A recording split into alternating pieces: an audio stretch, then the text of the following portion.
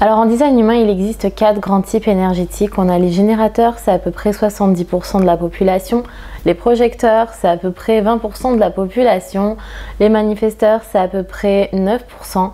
Et les réflecteurs, les plus rares, c'est environ 1% de la population. Dans cette vidéo, je vais vous parler des réflecteurs.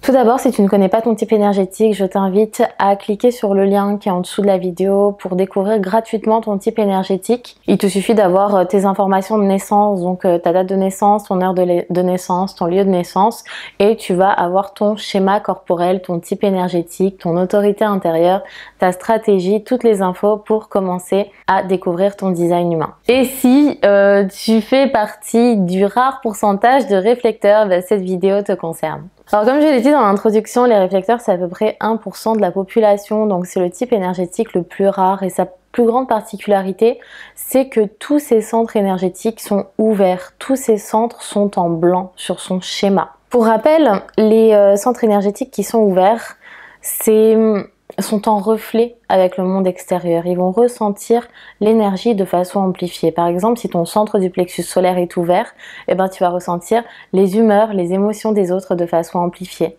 Si ton centre splénique est ouvert, tu vas ressentir les peurs et les insécurités des autres de façon amplifiée.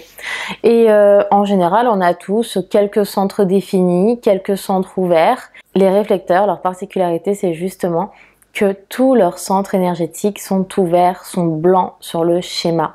Donc c'est comme s'ils étaient en reflet avec leur environnement. Ils sont toujours un petit peu en miroir et ils ressentent les énergies de leur environnement de façon amplifiée. Ils ont une aura qui échantillonne parce que vu que tous leurs centres sont ouverts, et ben en réalité ils vont échantillonner et ressentir leur environnement dans son entièreté. Ça fait un petit peu d'eux comme des consciences pures incarnées. Vous mettez un réflecteur au milieu d'un groupe, et bien c'est un petit peu comme le baromètre du groupe en question. Et c'est pour ça du coup qu'il est très important, si tu es réflecteur, que tu prennes soin de ton environnement. Il est important que tu fréquentes des environnements dans lesquels tu es à l'aise, des personnes avec lesquelles tu te sens bien, que tu te sens à l'aise.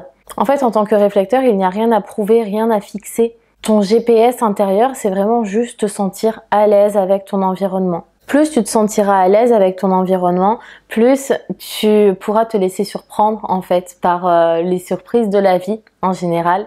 Et c'est d'ailleurs la signature du réflecteur. Le but du réflecteur, c'est la surprise. Un générateur, par exemple, sa signature, c'est la satisfaction. Le réflecteur, il est fait pour la surprise, pour se laisser surprendre. Si tu ressens de la surprise dans ta vie, eh bien, ça veut dire que tu es aligné en quelque sorte.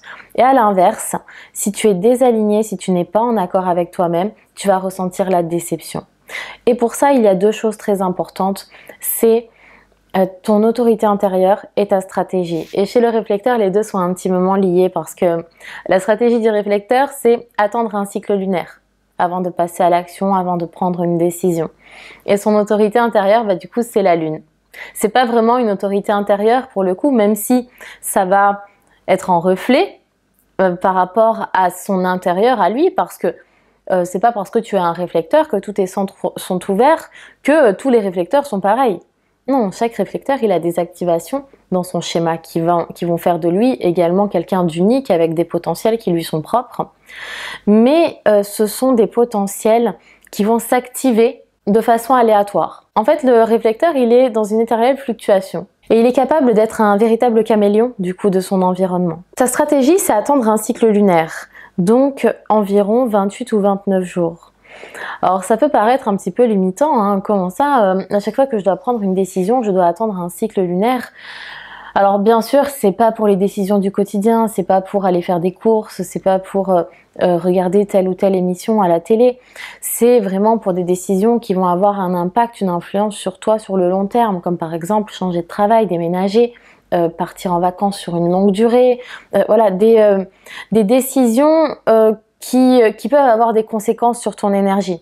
Ça veut pas dire que pour toutes les autres décisions de ta vie, tu es fait pour écouter ton mental, pas du tout. Tu es fait pour ressentir un sentiment de bien-être, d'être à l'aise avec ton environnement. Et quand tu respectes ta stratégie d'attendre un cycle lunaire, en réalité la lune, un astre auquel tu es très connecté, eh bien elle va activer différents centres chez toi, qui va faire qu'au fur et à mesure du mois, eh ben, tu vas ressentir si la décision en question, elle est correcte ou non pour toi.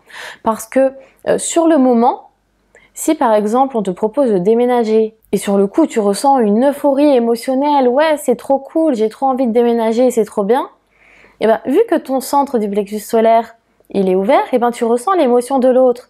Donc peut-être que cette euphorie émotionnelle elle ne t'appartient pas et tu risques d'aller dans des directions qui sont incorrectes sur une décision qui ne t'appartient pas en réalité. Alors que si tu attends un cycle lunaire, ça te permet de savoir quelles décisions t'appartiennent vraiment et lesquelles ne t'appartiennent pas et appartiennent plutôt à ton environnement, à ton entourage. Voilà, j'espère que cette vidéo vous a plu. Il y a quelques mois, voire même peut-être plus d'1 an, j'avais publié une vidéo sur YouTube sur une analyse de réflecteurs. En fait, c'est une évaluation que j'avais passée sur une analyse de réflecteurs. Donc je l'ai publiée sur YouTube, je vais vous la mettre en lien également sous la vidéo. C'est une vidéo assez longue, hein, d'environ une trentaine de minutes je crois, où je fais justement l'analyse d'un réflecteur. Après sur mon site internet vous pouvez également trouver les différents e-books que j'ai créés et il y a notamment des e-books pour les réflecteurs comme par exemple le cahier du réflecteur qui est un manuel de vie qui te permettra de mieux te comprendre pour passer à l'action de façon correcte, enfin voilà, où je donne vraiment des tips, des conseils, des astuces spéciales pour les réflecteurs. Et il y a également le e-book Développer ton business en tant que réflecteur si tu es auto-entrepreneur. Donc n'hésite pas à aller jeter un œil sur mon site internet. Et après bien évidemment il y a tout le reste, les séances, les manuels personnalisés. Quoique les manuels personnalisés pour les réflecteurs, je trouve que c'est pas ce qu'il y a de mieux. Si vous êtes réflecteur, moi je vous conseille plutôt le cahier du réflecteur qui est vraiment déjà très précis. Vous êtes que 1% de la population les réflecteurs. Même si vous êtes tous différents, vous avez quand même une structure très précise qui me permet, même si c'est un e-book pour tous les réflecteurs, en réalité c'est quand même déjà hyper précis. Parce que rien que votre structure énergétique, elle est déjà très précise. Quoi qu'il en soit, si cette vidéo vous a plu, je vous invite à vous abonner à ma chaîne si ce n'est pas déjà fait et à me mettre un petit pouce vers le haut. Je vous remercie, à très bientôt.